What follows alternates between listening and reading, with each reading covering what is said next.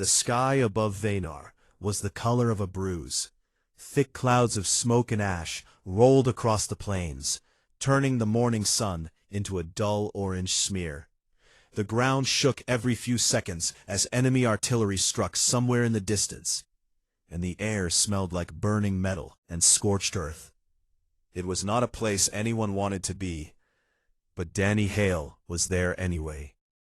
He was a corporal in the Terran Coalition's 9th Infantry Division, 24 years old, born and raised in a small town in Nebraska, where the biggest danger used to be tornadoes and boredom. Now he was crouched behind a wall of broken concrete on a planet 60 light-years from home, holding a rifle that was running low on charge, listening to the screams and explosions of a war he barely understood. The Drakari were coming again. "Hale, you still alive over there?" A voice crackled through his helmet radio. It was Sergeant Cody Briggs, his squad leader and the closest thing Danny had to a best friend out here. Cody was from Texas, loud, built like a truck, and completely unwilling to die on an alien planet.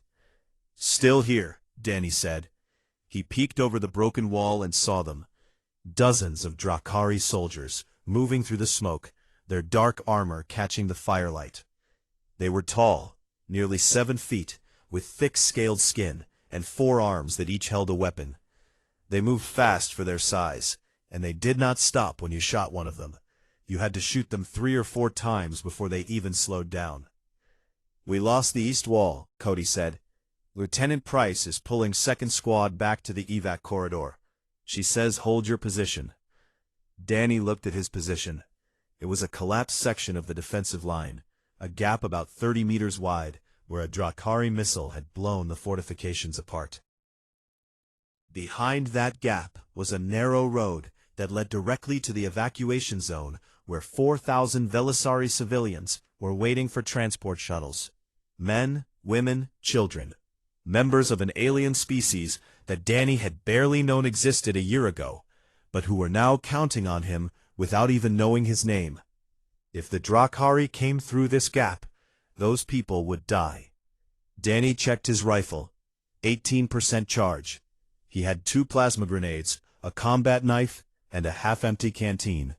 He also had a stubborn streak that his mother had always said would either save him or kill him one day. He decided today it would save him.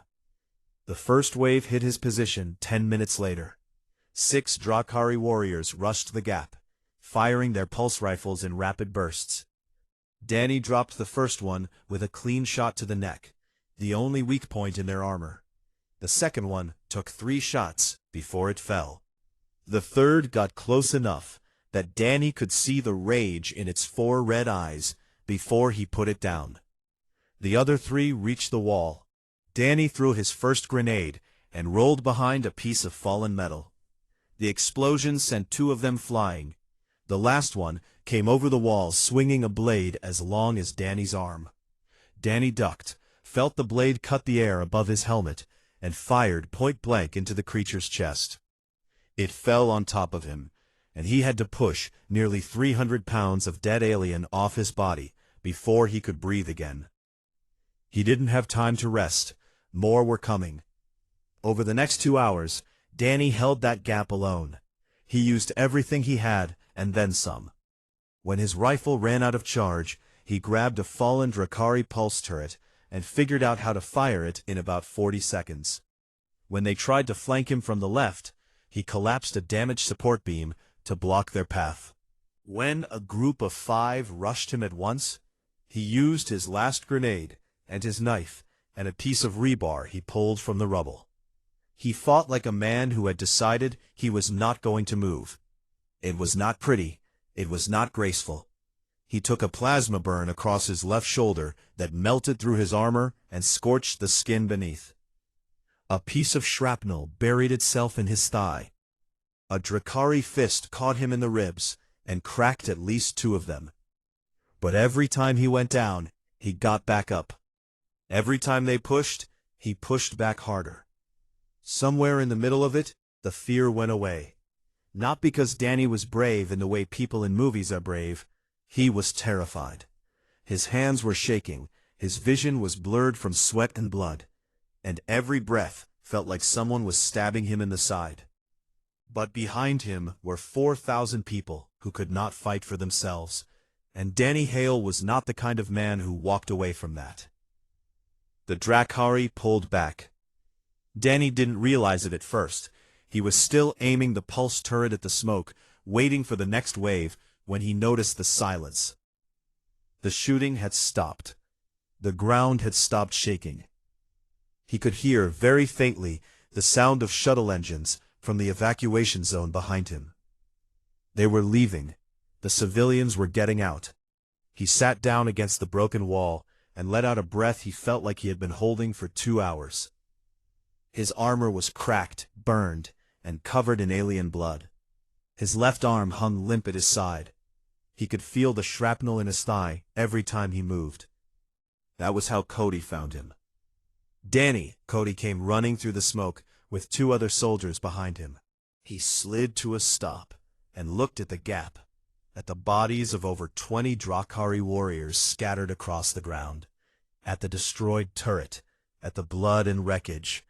Then he looked at Danny. "You held this by yourself?" Cody said. His voice was quiet, which was unusual for him. "Didn't have much choice," Danny said. Cody pulled Danny's good arm over his shoulder and lifted him up. "Come on, you stubborn idiot. Medevac is waiting." As they moved through the smoke toward the shuttle, Danny didn't know that his actions had been watched. He didn't know that among the 4,000 civilians he had protected were several members of the Velisari Imperial Court.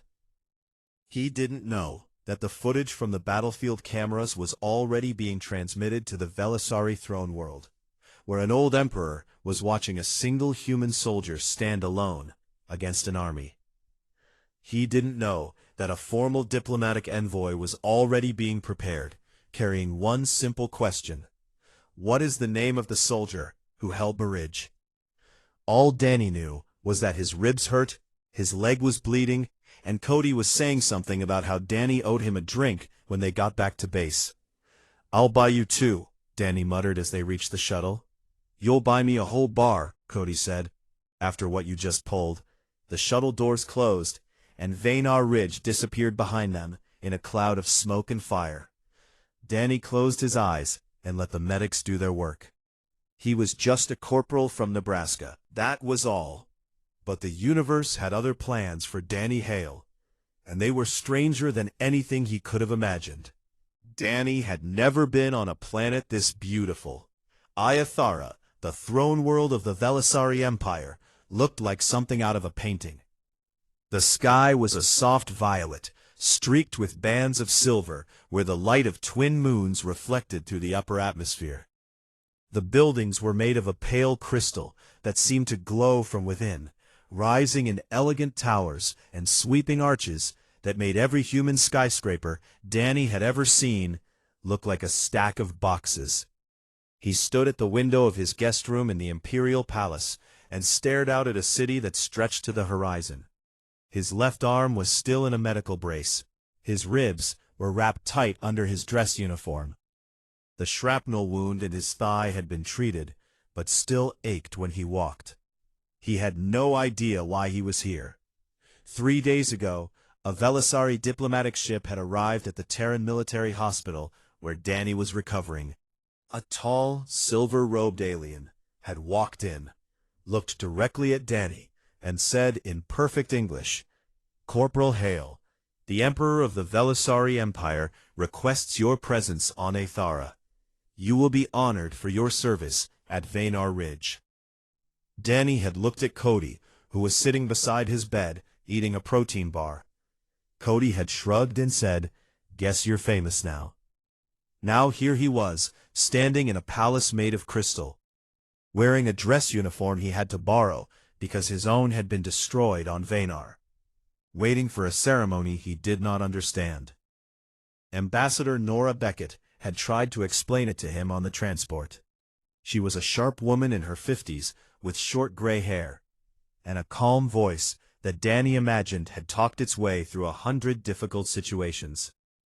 She told him that the Velisari took honor and debt very seriously. By saving those civilians, especially the members of the imperial court, Dany had created what the Velisari called a life debt of the highest order.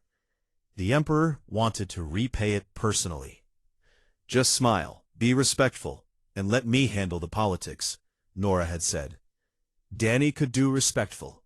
He had been raised to say please and thank you, to open doors for people, and to shake hands firmly. He figured that would be enough. It was not enough. The throne room of the Velisari palace was enormous. The ceiling was so high that clouds seemed to form near the top, drifting between crystal pillars that hummed with a low, musical vibration.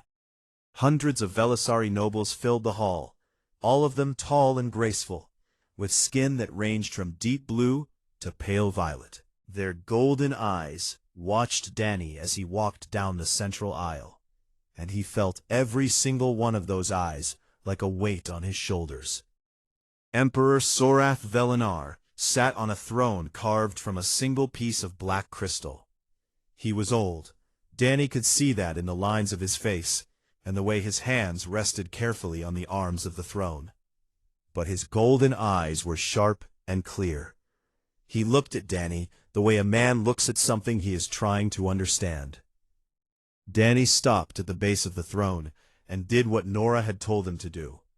He placed his right fist over his heart in the Velisari gesture of respect, and bowed his head.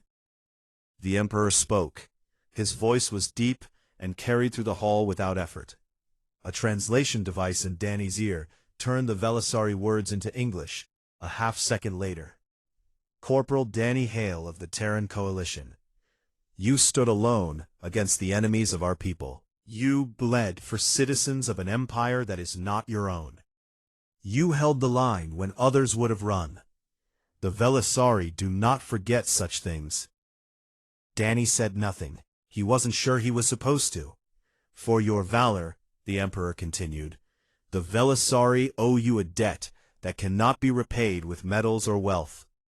In our oldest traditions, the highest honor we can give a warrior is to bind him to our bloodline, to make him family." Dany felt something cold settle in his stomach. He glanced at Nora, who was standing to the side. Her face had gone very still. "I grant you the hand of my daughter, Princess Kiara Velinar, in the sacred bond of the right of stars. You will be joined to the imperial house, not as a servant, but as an equal. This is the highest honor the Velisari can give." The hall erupted in murmurs. Dany's brain stopped working for about 3 seconds. He opened his mouth, closed it, and then opened it again. Before he could say anything, the doors at the side of the throne room slammed open. She walked in like a storm. Princess Kiara Velinar was tall, even by Velisari standards, nearly 6.5 feet. Her skin was a deep iridescent violet that seemed to shift color when she moved. Her golden eyes burned with a fury that Dany could feel from across the room. Her dark hair was pulled back from her face in a series of intricate braids, threaded with silver. And she wore light armor that looked like it was made for actual fighting, not ceremony. She was, Dany thought in a distant and unhelpful part of his brain, the most striking person he had ever seen. She was also clearly about to start a war in her own throne room. "Father," her voice cut through the murmurs like a blade. She spoke in Velisari, but Dany's translator caught every word. "You give me to a human, a small, fragile, short-lived human, without consulting me." The Emperor did not flinch. "The decision is made, Kiara. The decision is an insult." She turned her golden eyes on Dany, and he felt like he was standing in front of a furnace. "This is the warrior who held Venar Ridge? This?" She looked him up and down, with open disbelief. "He is barely taller than my shoulder. He looks like he would break if I held him too tightly." The hall was dead silent. Every noble, every guard, every advisor was watching. Nora Beckett looked like she was mentally writing a very long diplomatic report. Danny looked at Kiara. She was furious, proud, and clearly used to getting her way. She was also, he noticed, standing in a room full of people who expected him to either cower or fight back. He did neither. "I didn't ask for this either, Your Highness," he said quietly. His voice was calm, not challenging, not afraid, just honest. "I don't know anything about your traditions or your rights, but I know that you and I are both standing here because someone else made a choice for us. So maybe we should figure this out before we start yelling at each other." Kiara stared at him. For a moment, the fury in her eyes flickered into something else. Surprise, maybe, or confusion. No one spoke to her like that. No one in the Velisari Empire addressed a princess with that kind of plain, unafraid honesty. Then the fury came back, hotter than before. "Do not presume to tell me what to do, human," she said. She turned on her heel and walked out of the throne room, her armor catching the crystal light as she moved. The doors slammed shut behind her. The Emperor sighed. It was the sigh of a father who had been dealing with this kind of thing for a very long time. "The bond will proceed," he said simply. "She will come to understand." Danny stood in the center of the most beautiful room he had ever seen, surrounded by hundreds of alien nobles, and wondered how his life had gone from holding a broken wall on Venar to being engaged to an alien princess who looked like she wanted to throw him off a balcony. He glanced at Nora. She gave him a look that said very clearly, "We will talk about this later." Cody's voice crackled in his earpiece from the transport ship in orbit. "Danny, buddy, did that alien king just give you his daughter?" "I think so," Danny said. "And she wants to kill you?" "Probably." There was a pause. Then Cody laughed so hard that Danny had to turn down the volume in his earpiece. Danny looked at the doors Kiara had slammed through and took a slow breath. He had survived Venar Ridge. He had survived 20 Drakari warriors. He told himself that one angry alien princess couldn't be worse than that. He was not entirely sure he was right. The first week in the Imperial Palace was, by Danny's count, the most confusing week of his life. And he had once spent 3 days lost in a jungle on a training planet where the trees moved and the rain was mildly acidic. So that was saying something. His guest quarters were bigger than the entire house he had grown up in back in Nebraska. The bed was made of some kind of floating crystal platform that adjusted to his body temperature. The bathroom had a pool instead of a shower. The closet was filled with Velisari clothing that was beautiful and completely impossible for a human to figure out how to put on. Danny gave up after the first morning and just wore his Terran fatigues. The palace staff treated him with polite curiosity, the way someone might treat an interesting animal that had wandered into the house. They bowed when he passed, brought him food he couldn't identify, and spoke to each other in rapid Velisari that his translator could only half catch. Danny thanked every single one of them, which seemed to confuse them greatly. Apparently, Velisari nobles did not thank the staff. Danny was not a noble. He was a corporal from Nebraska, and his mother had raised him right. Kiara, meanwhile, had declared war on him. Not officially, of course. Officially, she was simply allowing the human to experience Velisari culture. In practice, she was doing everything in her power to make Danny miserable enough to leave. On the second day, she arranged for Danny to participate in a traditional Velisari sparring demonstration. The Velisari were, on average, a foot taller than humans, twice as strong, and had reflexes that made human athletes look slow. Danny's opponent was a palace guard named Vorath, who was built like a small building. Danny lasted about 90 seconds before Vorath put him on the ground. The Velisari nobles watching made sounds that Danny was fairly sure were laughter. Kiara stood at the edge of the training ring, with her arms crossed, and a satisfied smile on her face.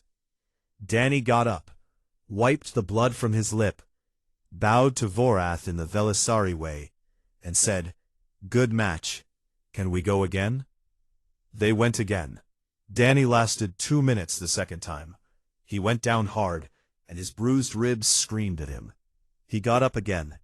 The third time he lasted almost 3 minutes, and actually managed to land one hit on Vorath's shoulder. It didn't do much, but Vorath looked surprised. After the 5th round, Vorath helped Danny off the ground and said something to him in Velisari. Danny's translator picked it up. "You are small, but you do not stay down. That is something." Danny nodded. "Thank you. Same time tomorrow?" Vorath made a sound that might have been a laugh. Kiara's satisfied smile had faded into something less certain. On the 4th day, she sent a hunting beast into his quarters. It was called a Sharkai, a creature about the size of a large dog with 6 legs, a mouth full of razor teeth, and a very bad attitude. Danny woke up to the sound of it growling at the foot of his bed. He stayed very still for about 10 seconds. Then he remembered something a xenobiology officer had told him during training. Most predatory alien species responded to calm, low sounds the same way Earth animals did. Fear excited them. Stillness confused them. Danny sat up slowly, kept his eyes slightly lowered, and began talking to the Sharkai in a soft, steady voice. He told it about Nebraska, about the cornfields and the way the sky looked at sunset, and the old dog he'd had growing up named Biscuit. The Sharkai stared at him, tilted its head, and after about 20 minutes, walked over and lay down beside his bed with a heavy sigh. When a palace servant came to check on Danny the next morning, expecting to find him terrified or injured, they found him sitting on the floor, feeding bits of his breakfast to a Sharkai that was resting its massive head in his lap. Kiara heard about this and did not speak to anyone for the rest of the day. Danny trained every morning. He ran the palace grounds at dawn, did push-ups and pull-ups using whatever he could find, and practiced hand-to-hand combat forms alone in the garden. He was not trying to impress anyone. This was simply what he did. It was routine, discipline, the thing that kept him feeling like himself in a world where nothing else made sense. He also began learning Velisari, not because anyone asked him to, but because it seemed like the right thing to do. He borrowed language files from the palace library system and practiced during meals. His pronunciation was terrible, and the palace staff corrected him gently, but he kept at it. Within a week, he could say basic greetings, "Thank you, please," and "I'm sorry, I don't understand," in passable Velisari. The servants began to warm to him. They told him small things about the palace, about which foods were best, about the history of the gardens. One elderly servant named Talara began leaving extra food outside his door each evening, with a small note in Velisari that Danny would spend 20 minutes translating. Kiara noticed all of this. She noticed the way Danny treated people who were invisible to most Velisari nobles. She noticed that he never complained about the sparring defeats, never reacted to the laughter, never showed anger at her provocations. She noticed that when he passed a servant struggling to carry something heavy, he simply stopped and helped without thinking about it. It infuriated her, because it was becoming very difficult to hate someone who was this decent. One night, about 10 days after Danny's arrival, Kiara found him sitting alone in the palace garden. It was late, and the twin moons of Aethera hung low in the violet sky, casting silver light across the crystal flowers. Danny was sitting on a stone bench, looking up at stars he didn't recognize, with an expression that Kiara had not expected to see on his face. He looked lonely. She stepped out of the shadows and stood in front of him with her arms crossed. "Why are you still here, human?" Danny looked at her. He didn't seem surprised. Maybe he had heard her coming, because I said I would be. That is not an answer. You are far from your home. You are clearly miserable. My father's gift was politics, not genuine affection. You could leave, and no one would blame you. Danny was quiet for a moment. He looked back up at the unfamiliar stars. When I was on Venar, he said, I didn't hold that ridge because I wanted to be a hero. I held it because there were people behind me who needed someone to stand there. That's it. It's not complicated. He paused. Your father asked me to be here. My commander asked me to see this through. And I don't walk away from things just because they're hard. Kiara stared at him.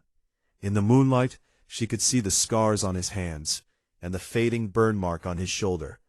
She could see the tiredness in his eyes, and the quiet, unmovable stubbornness beneath it.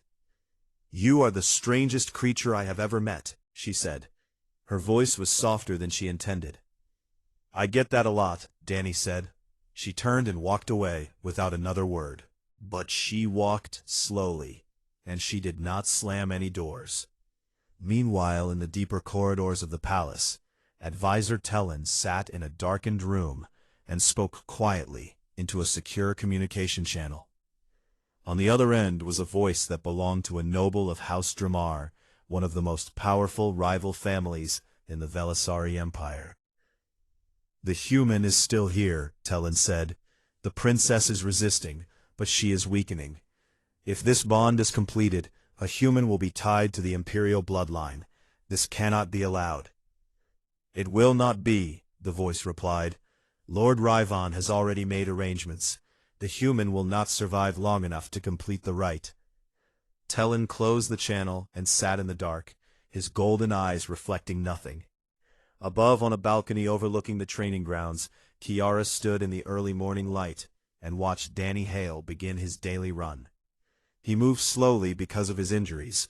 Every single morning, without fail, she watched him until he disappeared around the far side of the garden, and then she stood there a little longer, her expression a mix of things she was not ready to name. Something was changing in the imperial palace of Aethara, and it was not something Advisor Tellin or House Dramar or even Princess Kiara herself could stop. Lord Ryvan of House Dramar arrived at the imperial palace on a ship made of black crystal, flanked by an honor guard of 12 soldiers in polished dark armor. He walked through the palace gates like a man who believed he already owned the place. Danny saw him from across the courtyard and felt something tighten in his gut. He couldn't explain it. He had never met Ryvan, didn't know anything about him. But there was something in the way the Velisari Lord moved that reminded Danny of the officers he'd known in the military, who smiled at you while planning to put you in the worst assignments. That's Lord Ryvan, said Corporal Meg Hutton, the Terran Marine, who had been assigned to Danny's security detail 2 days ago. She was a short woman with sharp brown eyes and a no-nonsense attitude that Danny appreciated. House Dramar, one of the 3 most powerful noble families in the Empire, and, from what I've been told, he courted Princess Kiara about 2 years ago. Danny looked at her, and she turned him down, publicly. Apparently it was not gentle. Danny watched Ryvon disappear into the palace. Great. The diplomatic summit that brought Ryvon to the palace was, according to Ambassador Beckett, a routine affair. Representatives from the major noble houses gathered to discuss trade routes, military deployments, and the ongoing Drakari threat. Danny was not involved in any of it. He was a corporal. He understood rifles and field rations, not interstellar politics. But Ryvon made sure Danny was involved anyway. At the state banquet that evening, Ryvon positioned himself near Kiara with the skill of someone who had spent his whole life navigating social battlefields. He was tall, even for a Velisari, with deep blue skin and features that were sharp and elegant. He spoke to Kiara in a low, warm voice, leaning close, complimenting her armor, asking about her training, referencing old memories they shared. Danny sat at the far end of the table, eating food he could barely identify, watching this happen. Meg sat beside him with one hand casually near her sidearm. "You okay?" Meg asked quietly. "Fine," Danny said. He was not fine. He was not jealous, not exactly, because he and Kiara were not together in any real sense. She had barely spoken a kind word to him. But something about watching Ryvon lean toward her, watching Kiara smile at something the Lord said, made Danny feel a cold heaviness in his chest that he did not enjoy. Kiara glanced at Danny from across the table. Their eyes met for a moment. Danny held her gaze, then looked away and returned to his food. He did not make a scene. He did not glare at Ryvon. About an hour into the banquet, he simply stood, nodded politely to the nearest noble, and left the hall. Kiara watched him go. She had expected something different. She had expected the human to react, to show anger, to show possessiveness, to give her a reason to push him away again. Instead, he had simply left, and the absence of his quiet presence at the far end of the table felt louder than anything Ryvon was saying. She realized, with a jolt of something that felt dangerously close to disappointment, that she had wanted Danny to fight for her, and the fact that she wanted that terrified her more than any enemy she had ever faced. Ryvon noticed the shift in her attention. His golden eyes narrowed slightly, and behind his charming smile, something cold moved. 3 days later, Danny collapsed. He was in the training yard, going through his morning routine, when his vision blurred and his legs gave out. He hit the ground hard, and the world tilted sideways. His heart was racing, but it felt wrong, like it was beating out of rhythm. His skin was burning. He tried to get up and couldn't. Meg found him 30 seconds later. She took one look at him, checked his pulse, and immediately called for the palace medical team and the Terran field medic on station. "Poison," the Velisari healer said, after running a scan. "Veltharin nerve toxin. Slow-acting. It was introduced through his food, likely 2 days ago. If we had not found him now, he would have been dead by evening." Meg's face went hard. She looked at Danny, who was barely conscious on the medical table, and then she looked at the door. "I need to speak with Ambassador Beckett, now." The news reached Kiara within the hour. She was in her private chambers when a servant told her that the human soldier had been poisoned and was in the medical wing. The servant said later that the princess went very still for about 3 seconds, and then something changed in her eyes that made the servant step backward. Kiara moved through the palace like a storm with a heartbeat. She kicked open the door to the medical wing, saw Danny lying on the table, with tubes in his arms, and monitors flashing warnings, and felt something inside her crack open that she had been trying very hard to keep sealed. She turned to the healer. "Who did this?" "We do not yet know, Your Highness." "Then find out, now, or I will begin asking questions myself, and I promise you, my methods will be less gentle." She stayed. The healers worked, combining Velisari healing techniques with the medications the Terran medic provided. It was a difficult fight. The toxin had spread through Danny's system, attacking his nervous system and his heart. Twice his heartbeat stopped, and twice they brought him back. Kiara did not leave the room. She stood by the wall, with her arms crossed and her jaw tight, watching every movement the healers made. When a palace guard tried to suggest she return to her chambers, she gave him a look that could have peeled armor off a warship. Meanwhile, Meg Hutton was doing what Marines did best when one of their own was hurt. She investigated. She traced the toxin back to a specific meal, identified the servant who had prepared it, and within hours had connected the servant to advisor Tellin. The servant broke quickly under questioning, and confessed that Tellin had provided the toxin and the instructions. Emperor Sorath's rage, when he was informed, was quiet and absolute. Tellin was arrested within the hour. But Ryvon was smarter than Tellin. By the time the connection between the advisor and House Dramar was uncovered, Ryvon had already left the palace with his honor guard, retreating to his family's territory in the outer provinces. He sent a formal message to the Emperor, expressing his shock and concern about the assassination attempt, denying any involvement, and offering his prayers for the human soldier's recovery. No one in the palace believed him. Danny woke up on the second day. The first thing he saw was the ceiling of the medical wing, glowing with soft crystal light. The second thing he saw was Kiara, sitting in a chair beside his bed, her golden eyes fixed on his face. She looked exhausted.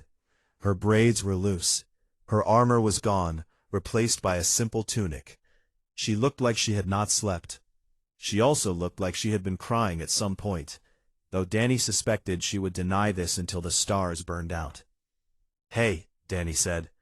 His voice was rough and weak. Kiara leaned forward. She took his hand, her long violet fingers wrapping around his smaller human ones. Her grip was firm, almost too tight, like she was afraid he might slip away. "You are not permitted to die," she said in Velisari. Her voice was steady, but barely. "I have not decided what to do with you yet." Danny managed a small, tired smile. He replied in his broken, terrible Velisari, the words slow and clumsy. "Understood, Your Highness." Something in Kiara's expression shifted. The wall she had built, the pride, the fury, the distance, all of it cracked, just for a moment, and Danny saw what was underneath. Fear. Not fear of him, but fear of what she felt for him. Fear of caring this much about someone she had tried so hard to push away. She didn't say anything else. She just held his hand and sat beside him while the monitors beeped and the healers moved quietly around them. Over the following days, as Danny recovered, Kiara's behavior changed in ways that the entire palace noticed. She was openly protective of him. She personally oversaw his meals, his security, and his recovery. When a young Velisari noblewoman brought a bouquet of crystal flowers to Danny's bedside as a get-well gesture, Kiara intercepted her in the hallway. No one heard exactly what was said, but the noblewoman left very quickly and did not return. Meg told Danny about this later, barely hiding her amusement. "She's jealous," Meg said. "Like impressively jealous. I've seen combat veterans who are less territorial." Danny lay in his bed and stared at the ceiling. "She tried to kill me with a wild animal 2 weeks ago." "Yeah, well," Meg said, "apparently that's how Velisari royalty shows interest. You should be flattered." Danny was not sure flattered was the right word. But when Kiara came to sit with him that evening, bringing a plate of food she had prepared herself, something she had clearly never done before based on how the servants reacted, Danny looked at her and felt something warm and steady settle in his chest. She was wild, proud, terrifying, and jealous in a way that could probably start interstellar incidents. But she had stayed by his side when he was dying, and she was sitting beside him now. And for the first time since he had arrived on Ithara, Danny Hale did not feel lonely. From the outer provinces, Lord Ryvon watched and planned. The bond had not been completed yet. There was still time. The challenge arrived on a morning when the twin moons of Ithara were still visible in the violet sky. A messenger from House Dramar delivered it to the imperial throne room in the old way, carved into a slab of black stone, and sealed with Ryvon's family crest. Emperor Sorath read it in silence. Then he closed his eyes for a long moment before speaking. Lord Ryvon invokes the right of burning stars. He challenges the bond between Corporal Hale and Princess Kiara. By our oldest laws, the challenge must be answered by the bonded pair themselves. Danny stood in the throne room beside Kiara, still not fully healed, and listened as Nora Beckett translated the details. The rite of burning stars was an ancient Velisari trial. The challenged pair would be sent into the volcanic wilderness beyond the capital, a landscape of black rock, rivers of lava, and poisonous air vents. They would have 3 days to survive while being hunted by warriors chosen by the challenger. If they survived, the bond was considered sacred and unbreakable. If they fell, the bond was void. "This is insane," Meg said from behind Danny. "This is tradition," Kiara replied. Her voice was calm, but her golden eyes were burning. She looked at Danny. "You do not have to do this. If you refuse, there is no dishonor. You are human. Our laws do not bind you." Danny looked at her. 3 weeks ago, she had wanted him gone. Now she was giving him a way out, while clearly hoping he wouldn't take it. "I'm not going anywhere," Danny said. Kiara stared at him for a moment. Then something shifted in her expression, something fierce and warm at the same time, and she nodded once. "Then we fight together." They entered the volcanic wastes at dawn the next day. The landscape was brutal. Black rocks stretched in every direction, broken by cracks that glowed orange with molten stone beneath. The air was thick with heat and sulfur, and vents of toxic gas erupted without warning from the ground. The sky was a dark red, choked with ash. Danny carried a Terran combat pack with basic supplies, a medical kit, water purification tablets, and a knife. Kiara carried a Velisari blade, and her own survival instincts, which were considerable. They moved quickly, putting distance between themselves and the entry point. "Ryvon will have sent his best," Kiara said, as they navigated a narrow ridge between 2 lava flows. "House Dramar champions are trained from childhood. They will be fast, strong, and they will not show mercy." "How many?" "Tradition allows 5 hunters." Danny nodded. 5 Velisari warriors in a hostile landscape, hunting 2 people for 3 days. He had faced worse odds on Venar, but he'd had a turret then. Here, he had a knife and a princess. He looked at Kiara, moving beside him with the fluid grace of someone born to fight. She caught his look and raised an eyebrow. "What?" "Nothing. Just glad you're on my side this time." She almost smiled. Almost. The first attack came on the afternoon of the first day. 2 hunters emerged from behind a rock formation, moving fast, their dark blades catching the red light. Danny pushed Kiara to the left and rolled right, drawing their attention. 1 hunter came after him, while the other went for Kiara.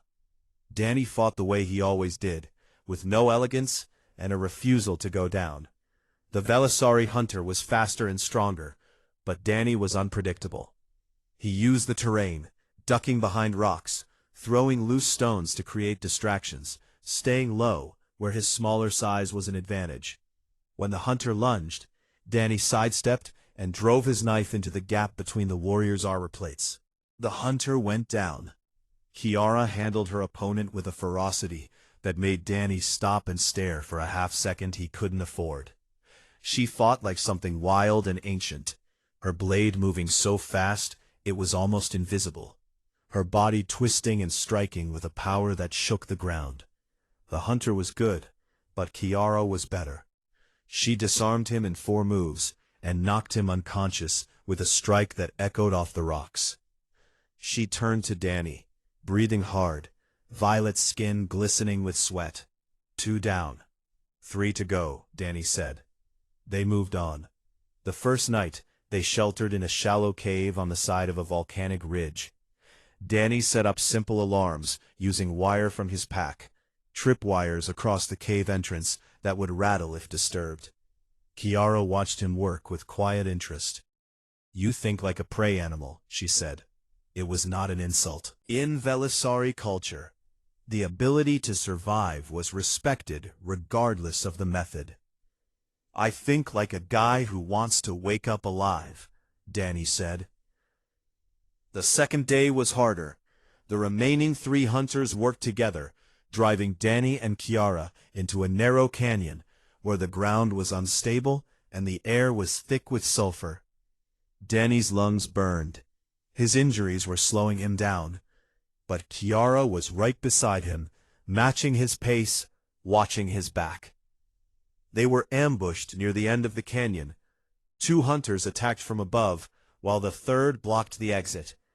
Danny was separated from Kiara and found himself cornered against a rock wall, with 2 armored Velisari warriors closing in. He had no room to maneuver, no tricks left, and his knife against their blades was a poor match. Then Kiara came. She dropped from the canyon wall above like a falling star, her blade singing through the hot air. She hit the first hunter with an impact that sent him crashing into the rock. The second turned to face her, and what followed was the most violent and beautiful thing Daddy had ever witnessed.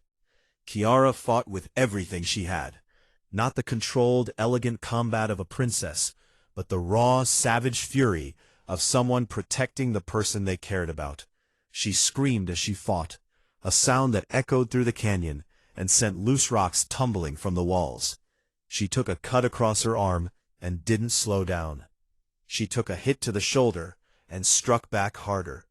When it was over, both hunters were down, and Kiara was standing over them, breathing like she had run a marathon, her blade dripping, her golden eyes blazing with a fire that had nothing to do with the lava around them. She looked at Danny. "Are you hurt?" "No, are you?" She looked at the cut on her arm like she had just noticed it. "It's nothing." Danny tore a strip from his undershirt and wrapped her wound. She let him, which felt like a bigger deal than the fight itself. On the second night, sheltering in another cave while ash fell like snow outside, Danny returned the favor. The third hunter found them just before midnight, slipping past the alarms with a skill that impressed even Kiara. He went for her while she slept. Danny, who had taken the first watch, saw the shadow move and reacted. He couldn't match the hunter in a straight fight, so he didn't try. He tackled a loose rock formation at the cave entrance, bringing it down in a controlled collapse that blocked the hunter's escape and pinned his weapon arm. It was a human trick, using the environment instead of his body, and it worked. Kiara woke to find Danny sitting on a pile of rocks, breathing hard, with the last hunter trapped beneath a small avalanche of stone. "You are the most ridiculous creature alive," she said. "Probably," Danny agreed. That night, with the trial almost over and the fire burning low, Kiara sat beside Danny in the quiet and said something she had never said to anyone. "I was not angry at you," she said, "when my father announced the bond, when I fought against it. I was not angry at you. I was angry at myself, for caring about a human, for wanting something my world told me I should not want." She paused. "I have spent my whole life being told what a princess should be. Strong, proud, untouchable. And then you arrived, small and stubborn and kind to servants, and you broke every wall I built without even trying." Danny sat beside her and listened. He didn't try to fix it or explain it away. He just listened, which was exactly what she needed. "Where I come from," he said finally, "the best things in life are the ones you never planned for." The third day dawned, and they walked out of the volcanic wastes together. Waiting at the exit point, as tradition demanded, was Lord RewardHFY himself. He stood in full ceremonial armor, and when he saw Danny and Kiara emerge, alive and side by side, his face twisted with cold fury. "I invoke my right to single combat," RewardHFY said, "against the human." The rules allowed it. Danny stepped forward. Kiara grabbed his arm, her grip tight. "He is faster than you, stronger. He will try to kill you." Danny looked at her. "I know." Danny. It was the first time she had used his name. "I'll be okay," he said. He gently freed his arm and walked forward to meet RewardHFY. RewardHFY was everything Kiara had warned about. Fast, powerful, and driven by wounded pride. He hit Danny with blows that cracked the ground. He moved with a fluid deadliness that left Danny bleeding from a dozen small cuts within the first minute. But Danny Hale was the man who had held Venar Ridge. He did not stay down. Every time Ryvon knocked him to the ground, Danny got back up. Every time Ryvon landed a blow that should have ended it, Danny found a way to keep moving. He couldn't match Ryvon's strength or speed, so he fought with endurance, with patience, with the stubborn refusal to quit that had defined his entire life. The fight lasted almost 15 minutes. By the end, both of them were bleeding. But Ryvon was breathing hard, and his strikes were getting slower, because he had never fought anyone who simply would not stop. Ryvon overextended on a strike, and Danny moved inside his guard, hooked his leg, and took him to the ground. He locked Ryvon's arm and pinned him, pressing his full weight down, his knife at the Lord's throat. "Yield," Danny said. His voice was ragged but steady. Ryvon stared up at him with hatred, but the blade was at his throat, and the trial was witnessed by dozens of Velisari observers. "I yield," Ryvon whispered. Danny stood up and stepped back. He did not kill him. He did not gloat. He turned and walked back to where Kiara was standing, and she caught him when his legs finally gave out. The bonding ceremony took place 3 days later, in the crystal throne room of the Imperial Palace. Danny wore his Terran dress uniform, cleaned and pressed, with his medals pinned to his chest. Kiara wore ceremonial armor of silver and violet, and she looked like something out of a legend. Emperor Sorath spoke of debts repaid and bonds forged in fire. He spoke of two peoples, different in body, but alike in spirit. Nora Beckett stood beside him, her eyes suspiciously bright. When the ceremony was complete, and the hall erupted in the musical chime that was Velisari applause, Kiara leaned close to Danny and whispered, "If any female of any species looks at you for too long, I will end civilizations." Danny whispered back, "Noted." That evening, Danny sat in his quarters that were now their quarters, and composed a message to Cody. "You're not going to believe this, but I think I just married an alien princess. She tried to kill me at least twice. I'm pretty sure that means she likes me." Cody's reply came 12 minutes later. "Only you, Danny. Only you. You still owe me that bar." Danny smiled, set down the communicator, and looked out the window at the violet sky of Aethara. Somewhere out there, stars he didn't recognize were shining over a world that was not his home, but was becoming something close. Behind him, the door opened, and Kiara walked in. She sat beside him, close enough that their shoulders touched, and said nothing. They watched the moons rise together, in a comfortable silence that neither of them had expected, and both of them needed. Danny Hale, corporal from Nebraska, had held a ridge, survived a princess, and found something worth fighting for on a planet made of crystal and starlight. And that was enough.